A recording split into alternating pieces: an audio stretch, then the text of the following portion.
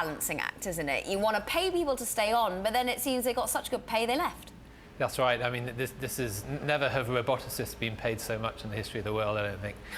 So they had this program where for about 4 years in a row, they had this very unusual compensation system which kept a lot of the great self-driving car software engineers around for that time. But then at the end of that period, there was a big payout, and it gave them an excuse to leave.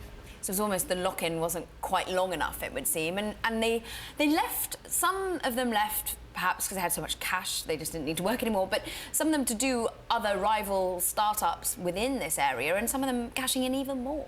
Yeah, that's right. I mean, most of these, actually, unfortunately, most of them are guys, but most of these people, aren't the type of people who are going to retire and sit around. So, yeah, there were some concerns about the strategy direction last year for the Google project, and doubts about the new CEO who's running that now. So this big pay package that arrived basically gave people another excuse to get going. And Chris Urmson, who's one of the major guys, he's doing a startup, and then Brian Selesky just did a startup as well that made news last week. Which was brought out, was it Argo AI? Argo AI, which I actually had never heard of on Friday, but then Ford agreed to invest $1 billion in that company, and I think there may be only about 3 or 4 people who work at that company right now. Wow, what a unicorn to be working at. What about the competition, though? Because that has perhaps drawn away some of the talent in that respect. It's got hotter for Google. So they were leaps and bounds ahead, particularly when it came to automation, the miles they racked up, but many have taken a leaf out of their book.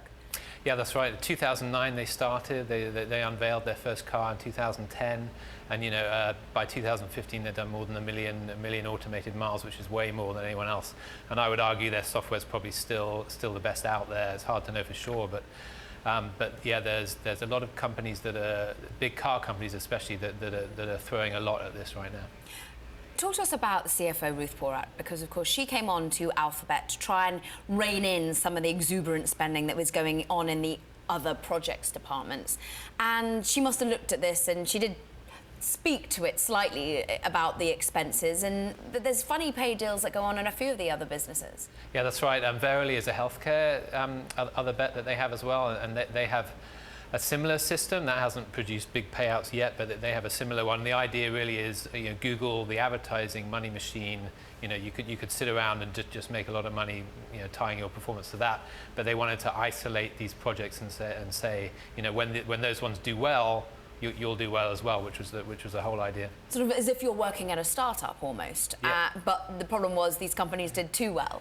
Yeah, well, especially the car project one is tricky because they still really haven't generated any revenue. So on a traditional sort of level of success, they haven't really done much yet.